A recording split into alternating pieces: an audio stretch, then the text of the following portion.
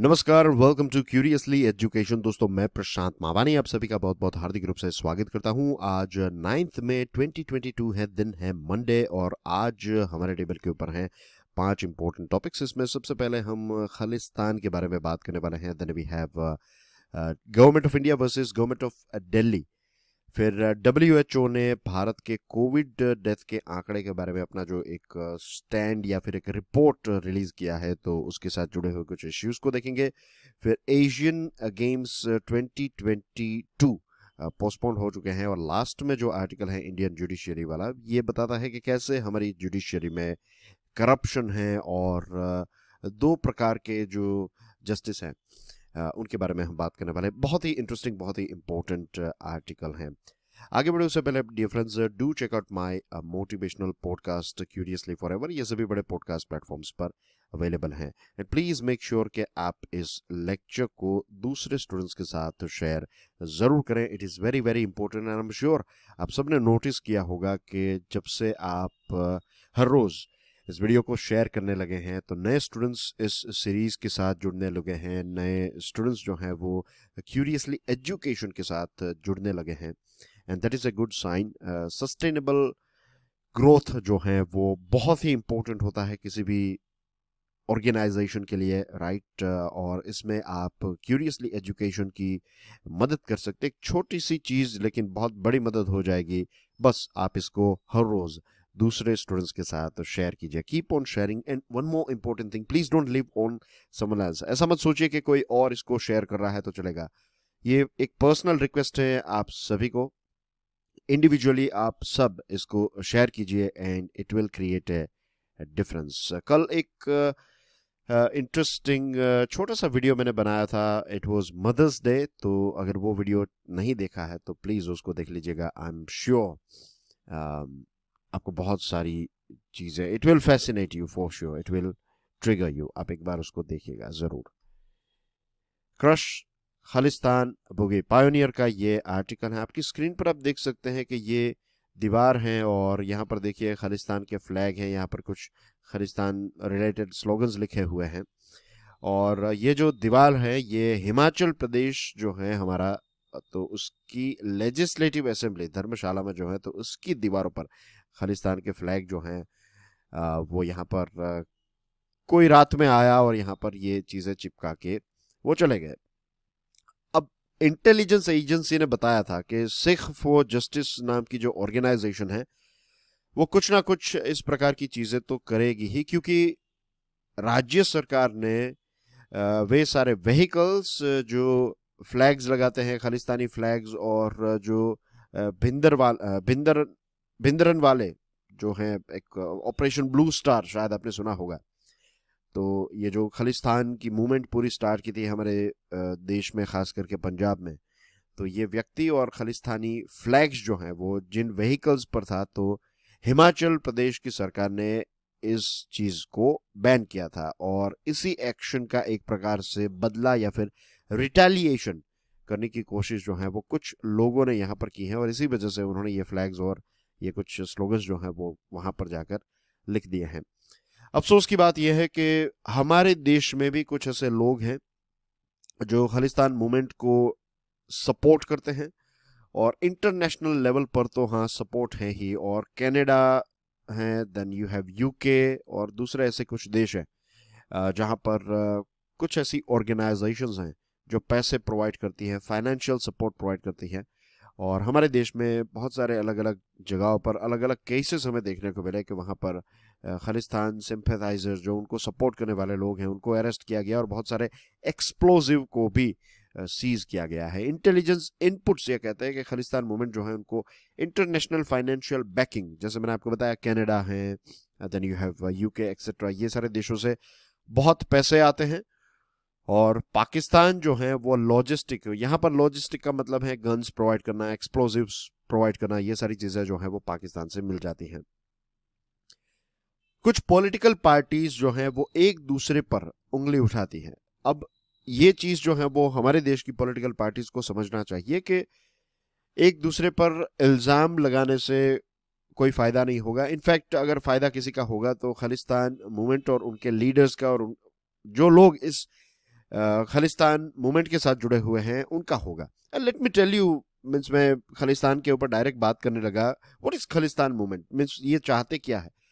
ये खालिस्तान मूवमेंट जो है वो उनका कहना ये है कि उनको एक अलग से खालिस्तान नाम का देश चाहिए, और जो हमारे देश का पंजाब है और पाकिस्तान का जो पंजाब है वो मिलाकर एक अलग से देश बन जाए, इसका नाम है खालिस्तान।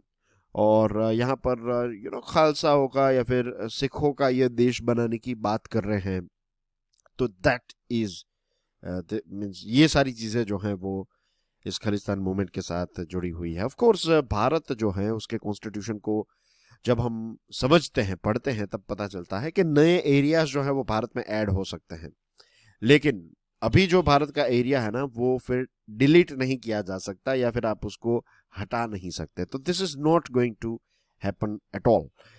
और वायोलेंस करना, ये सारी चीजें भी हमें ये खालिस्तान मूवमेंट जो है, जैसे एक्सप्लोजिव्स मिले, तो ये सारी चीजें क्या दिखाती है कि ये कोई पीसफुल तरीके से नहीं, ये वायोलेंस के माध्यम से चीजों को हासिल करना चाहते हैं।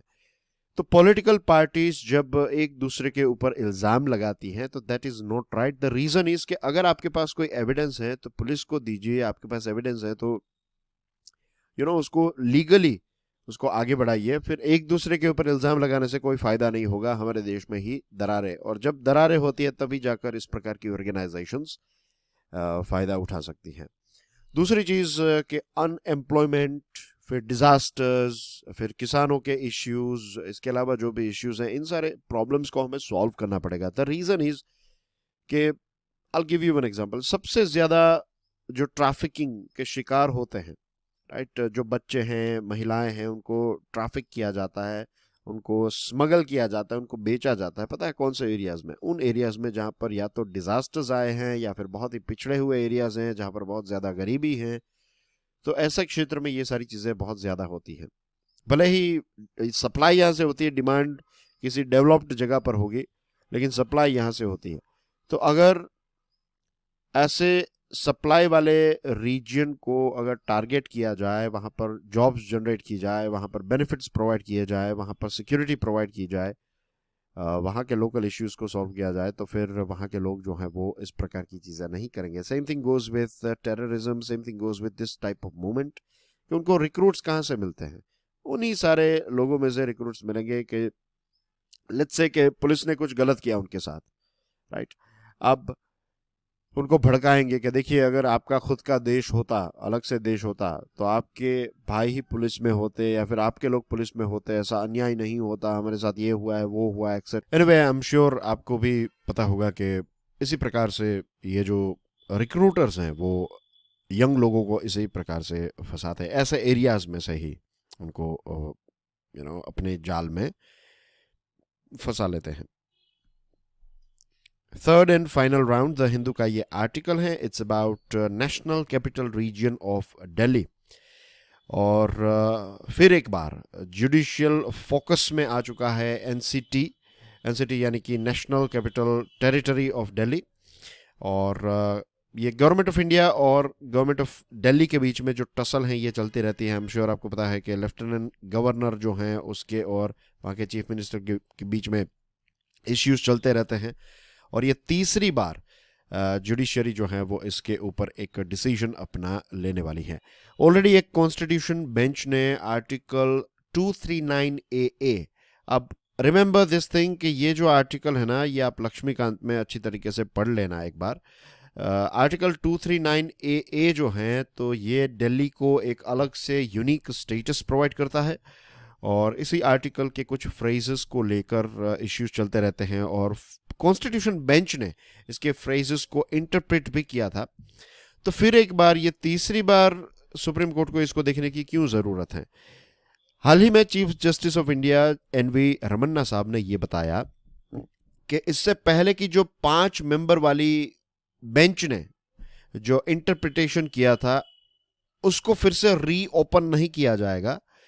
उन्हीं कुछ फ्रेजेस को, कुछ ऐसे फ्रेजेस हैं जिनको फिर से इंटरप्रेट करने की जरूरत है। तो सुप्रीम कोर्ट जो है वो सिर्फ उन्हीं फ्रेजेस को ही देखने वाली है। 2018 का जो वर्डिक्ट है इस वर्डिक्ट को चेंज नहीं करेगी, सिर्फ कुछ फ्रेजेस को देखेगी। अब 2018 का वर्डिक्ट क्या कहता है? वर्डिक्ट ये कहता है कि जो दिल्ली है ना, ये एक स्टेट नहीं है, ये एक यूनियन टेरिटरी है। Remember, it is a UT. और जो लेफ्टिनेंट गवर्नर हैं वो एडमिनिस्ट्रेटर हैं, प्रेसिडेंट के द्वारा उनको अपॉइंट किया जाता है। प्रेसिडेंट किसके इशारों पर काम करते हैं? Prime minister and council of minister headed by prime minister. तो जो वो सलाह देते हैं, जो एडवाइस देते हैं, वो प्रेसिडेंट को फॉलो करनी है, और फिर प्रेसिडेंट जो है वो लेफ्टिनेंट गवर्नर को अपॉइंट करते हैं, और वो फिर लेफ्टिनेंट गवर्नर जो है वो प्रेसिडेंट यानी कि सेंट्रल गवर्नमेंट को रिपोर्ट करते हैं। वो उनके ही एक एजेंट हैं, राइट। अब यहां पर क्या कहा गया है कि ये जो लेफ्टिनेंट गवर्नर हैं, ये वर्डिक्ट में कहा गया है कि लेफ्टिनेंट गवर्नर जो हैं, he or she must act as per the aid and advice of the Council of Minister in areas in which legislative power was conferred on Delhi's Legislative Assembly. अब दिल्ली की जो लेजिस्लेटिव असेंबली हैं, उनको जो powers दिए गए हैं, उन चीज़ों में अगर कोई डिसीजन लेना है तो फिर जो दिल्ली के चीफ मिनिस्टर और दिल्ली के जो काउंसिल ऑफ मिनिस्टर्स हैं, उनकी जो एड एंड एडवाइस है, इस चीज़ को लेफ्टिनेंट गवर्नर को फॉलो करना है। ऐसा 2018 के सुप्रीम कोर्ट के वर्डिक्ट में क्लैरिफाई किया गया है। आर्टिकल 239AA जो है हमारे कॉन्स्टिट्यूशन का, वो तीन चीज़ें दिल्ली सरकार के पास नहीं है। एक, पुलिस, ये होम मिनिस्ट्री के द्वारा, यूनियन होम मिनिस्ट्री के द्वारा यानी कि सेंट्रल गवर्नमेंट के द्वारा कंट्रोल की जाती है। पब्लिक ऑर्डर सेंट्रल गवर्नमेंट के द्वारा, और लैंड जो है ये भी सेंट्रल गवर्नमेंट के द्वारा। बाकी की जो चीज़ें स्टेट के लिस्ट में आती हैं, कॉन्करेंट लिस्ट में आती हैं, इस बार ये चीज़ें यूनियन टेरिटरी जो दिल्ली वाला एरिया है उसके साथ जुड़ी हुई हैं। तो दिल्ली की सरकार, दिल्ली की जो असेंबली है, वो इस पर डिसीजन या फिर लॉ जो है वो बना सकती है। I hope this things are clear to you, इसमें कोई डाउट आपको नहीं होगा। The 2018 ruling limited the lieutenant governor's domain by making it clear that not every decision required his concurrence. 2018 के रूलिंग ने यह भी बताया कि सारे मैटर्स पर गवर्नर का कॉन्करेंस जो है उसकी ज़रूरत नहीं है, क्योंकि एक देखिए, लेफ्टिनेंट गवर्नर जो हैं उनको ये पावर्स दिए गए हैं कि किसी भी मैटर को, अगर लेफ्टिनेंट गवर्नर को लगता है कि किसी भी टॉपिक को लेकर उनको और ज़्यादा गहराई चाहिए, तो फिर वो चीज़ जो है वो प्रेसिडेंट को रिफ़र कर सकते हैं। लेकिन इसका मतलब ये नहीं है कि सारे मैटर्स को वो प्रेसिडेंट के पास भेज दें। तो एक प्रकार के डिले करने की जो टेक्टिक है, ये चीज़ एक्सेप्टेबल नहीं है। सुप्रीम कोर्ट के वर्डिक्ट ने ये क्लियर कर दिया है कि एनी मैटर का मतलब ये नहीं है कि सारे मैटर्स वहाँ पर जाए, और सारे मैटर्स पर एवरी डिसीजन जो है उस पर लेफ्टिनेंट गवर्नर का जो कॉन्करेंस है वो रिक्वायर्ड नहीं है। Whether entry 41 of the state list, that is services, is within the NCT's executive and legislative domain, ये एक प्रश्न है जिसको सॉल्व करना अभी बाकी है। और सबसे ज़्यादा जो फोकस है अभी CJI NV रमन्ना साहब की जो बेंच है वो इसी चीज़ पर फोकस करेगी, सुप्रीम कोर्ट की बेंच इस पर फोकस करेगी कि स्टेट लिस्ट में जो सर्विसेज हैं, क्या ये national capital territory of Delhi जो है उसका पार्ट है? क्या उसके जो एग्जीक्यूटिव्स हैं यानी कि चीफ मिनिस्टर केजरीवाल और उनके जो मिनिस्टर्स हैं, क्या वो सर्विसेज जो हैं उनको लेकर रूल्स एंड रेगुलेशंस बना सकते हैं या नहीं? क्या उनके कंट्रोल में आता है या फिर सेंट्रल गवर्नमेंट के कंट्रोल में आता है?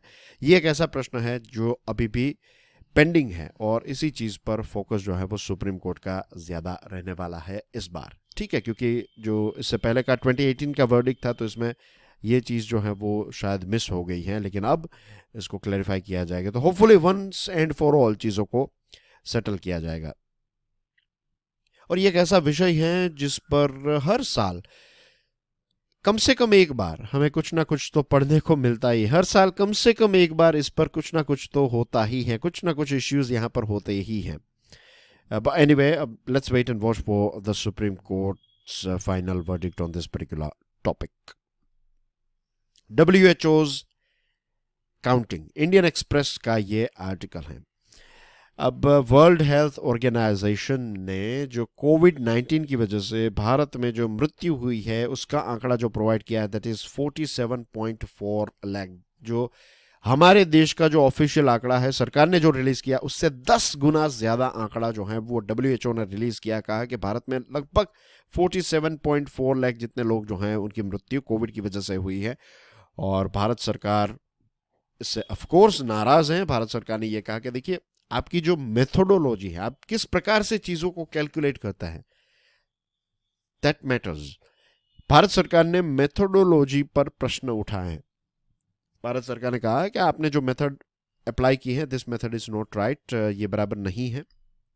India's death toll of 5.23 lakhs so far is most possibly an undercount, but the WHO's data suggests that over 90% of deaths in India have gone unreported. अब हमारे देश में मीन्स ये कहती है सरकार के 5.23 लाख लोगों की मृत्यु जो है वो कोविड की वजह से हुई है। अब ये लगता है कि ये थोड़ा अंडर काउंट है, इसमें थोड़े नंबर्स जो हैं वो ज़्यादा होंगे, बट ये कॉम्प्रिहेंड करना थोड़ा डिफिकल्ट है कि 47.5 लाख लोगों की मृत्यु, 47 लाख यानी कि लगभग 50 लाख जितने लोग जो हैं उनकी मृत्यु कोविड की वजह से हमारे देश में हुई है, तो ये भी थोड़ा ज़्यादा लगता है।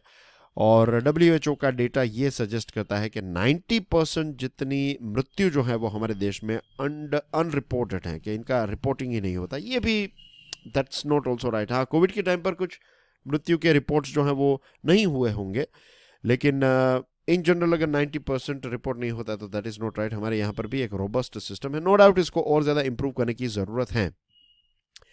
अब जो बेस काउंट किया है, the base number of expected deaths in a non-COVID scenario for the year 2020, which the WHO has used in its report, is almost 9 lakh more than average number.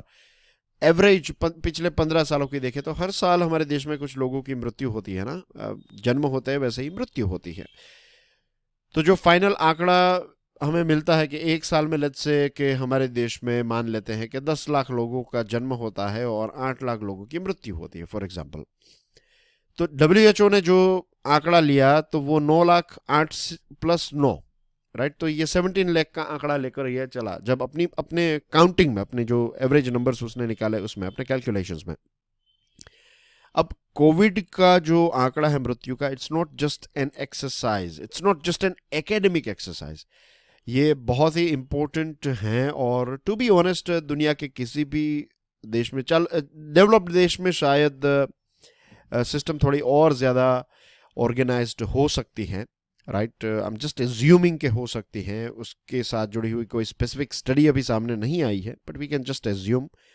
लेकिन हमारे जैसे पॉपुलेटेड देश में इतनी diversity है, छोटे बड़े गांव, आप सोचिए 7 लाख जितने हमारे देश में गांव हैं, तो गांव में आज भी मृत्यु जब हो जाती है तो कहते हैं कि हार्ट अटैक की वजह से मृत्यु हो गई, दैट्स इट। और मृत्यु के बाद उस जो श्मशान क्रिया है, वो सारी अंतिम क्रिया, सारी चीज़ें ख़त्म हो गई, उसके बाद रजिस्ट्रेशन के लिए जाते हैं।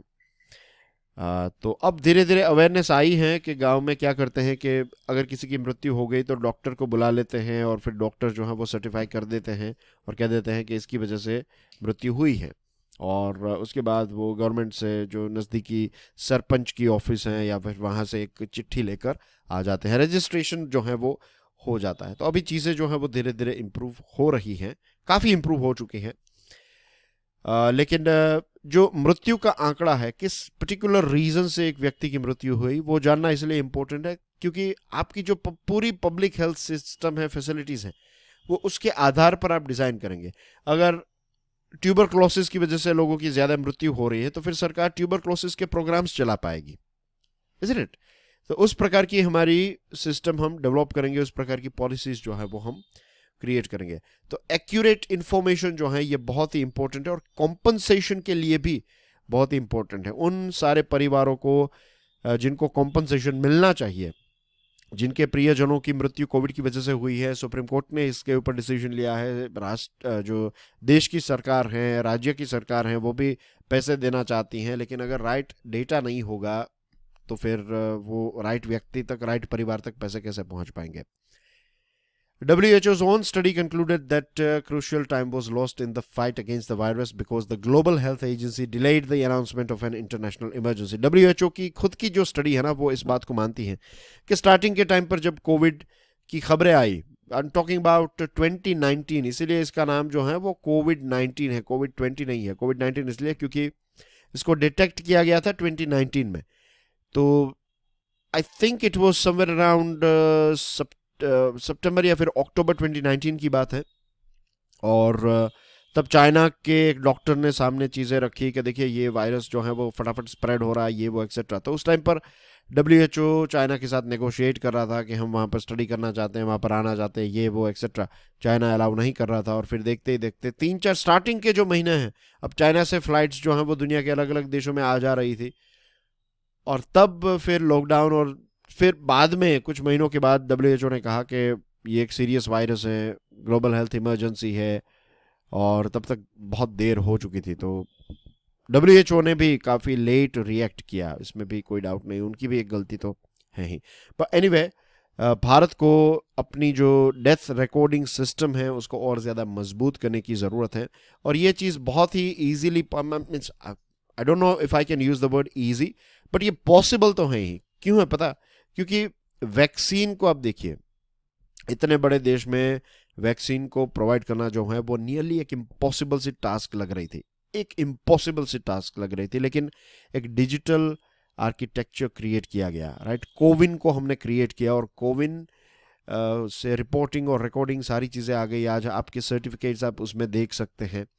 तो ऐसी ही चीज़ जो है वो हम सिविल रजिस्ट्रेशन सिस्टम और सैंपल रजिस्ट्रेशन सिस्टम, जो बर्थ्स और डेथ्स को रिकॉर्ड करती है, तो इसको भी एक डिजिटल लेवल पर ले जाए, जैसे कोविन है वैसा एक प्लेटफॉर्म क्रिएट करे, तो हमारे देश में भी हम मृत्यु के जो रीजंस हैं, आंकड़े जो हैं, वो सारी चीज़ों को प्रॉपरली रजिस्टर कर पाएंगे, और उस हिसाब से डेटा से हम अपनी पॉलिसीज़ को डिज़ाइन कर पाएंगे, और उस हिसाब से देश का हित जो है वो हम आगे ले जा पाएंगे। Isn't it? One more year, the Hindu का ये article, it's about 19th Asian games जो हेंजाओ 2022 में, हेंजाओ चाइना में है, तो यहाँ पर होने वाली थी। अब इस पर एक फुल स्टॉप लगाया गया है, इसको डिले किया जाएगा एशियन गेम्स को, और शंघाई में as we know strict restrictions चल रहे हैं। इस पर मैंने कुछ आर्टिकल्स भी, मीन्स इसके ऊपर मैंने वीडियोस भी, मीन्स टॉपिक्स भी डिस्कस किए थे, कुछ आर्टिकल्स डिस्कस किए थे, और हमने देखा भी था कि कैसे सप्लाई चेन इसकी वजह से अफेक्ट हो रही है भारत को। मीन्स चेतन भगत वाला आर्टिकल हमने कब, सैटरडे को डिस्कस किया था, इसनेट सैटरडे को, ये शंघाई के साथ जुड़ा हुआ।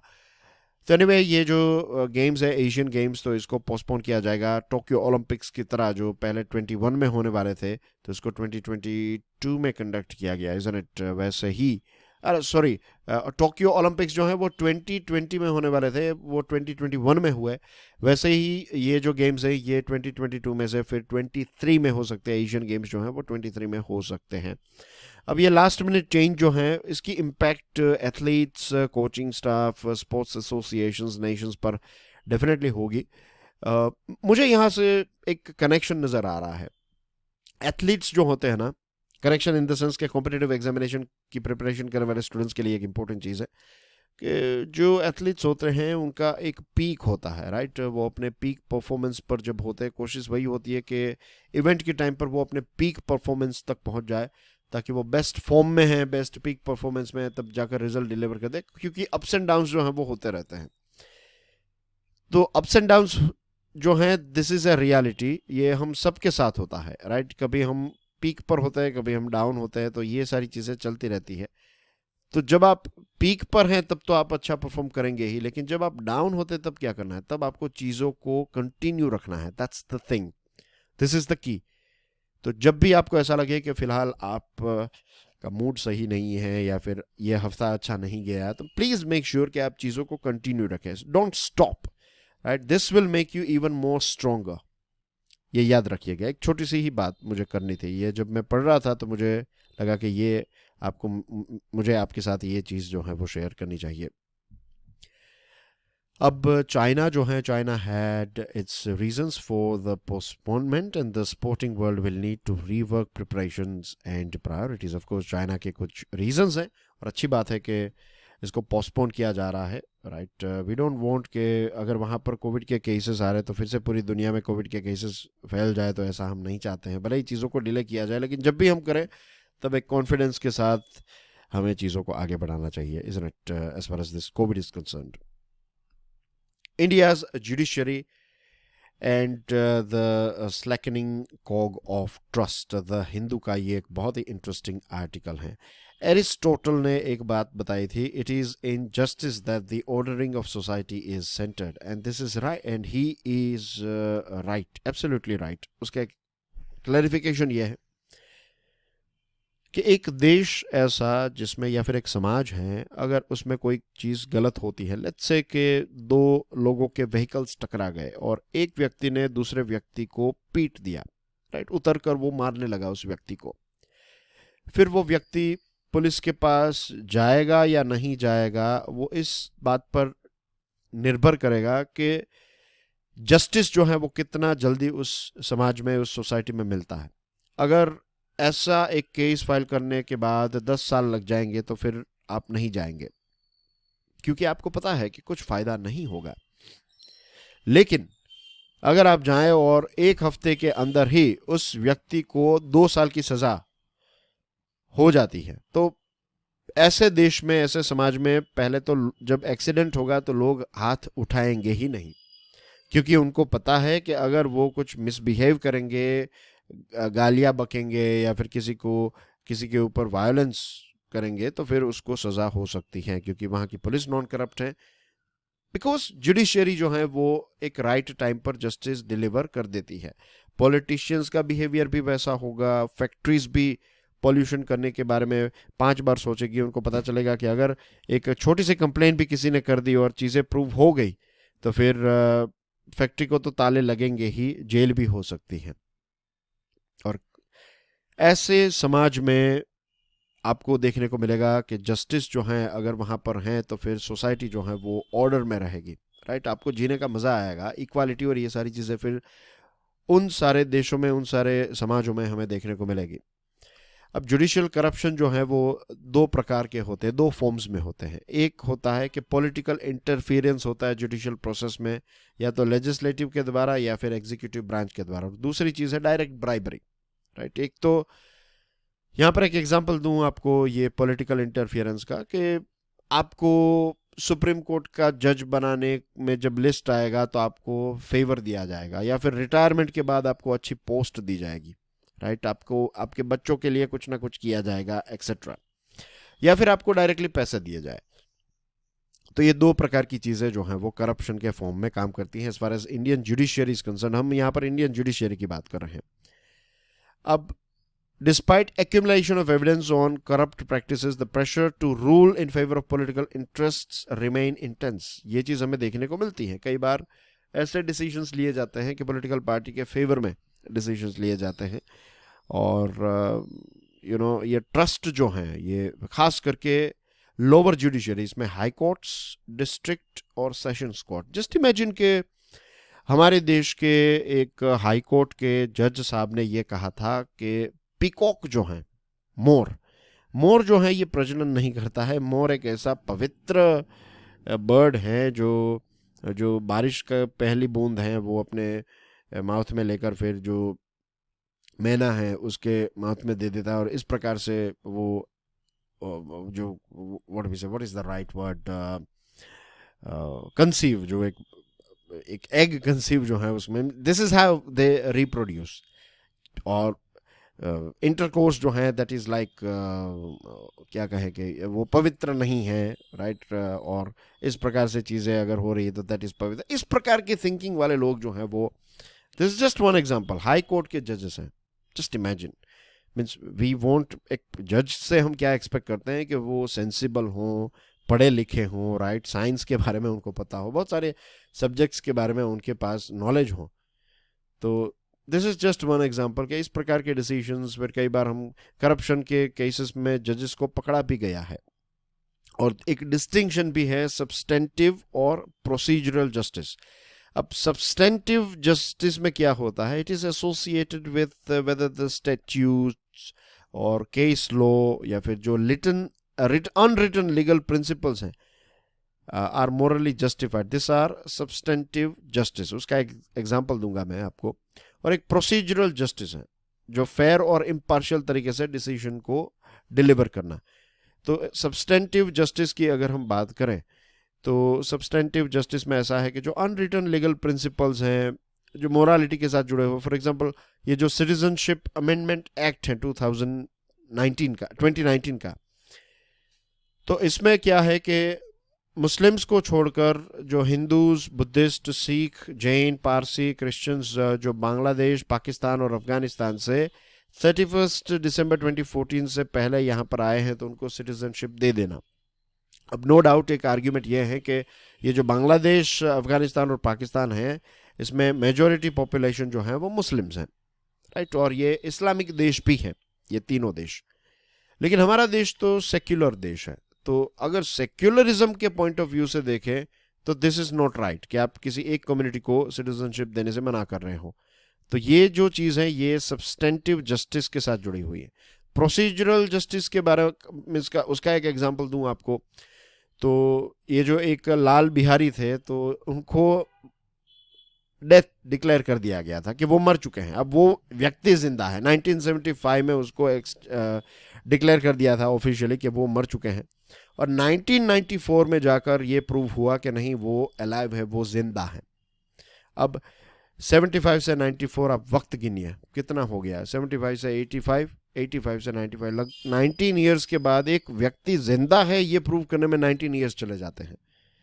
रेप केसेस जो हैं, कुछ खास करके जो छोटे बच्चों के साथ जुड़े हुए जो अब्यूज, सेक्सुअल अब्यूज के केस जो हैं, तो उनको प्रूव होने में 30-30, 40-40 साल लग जाते हैं।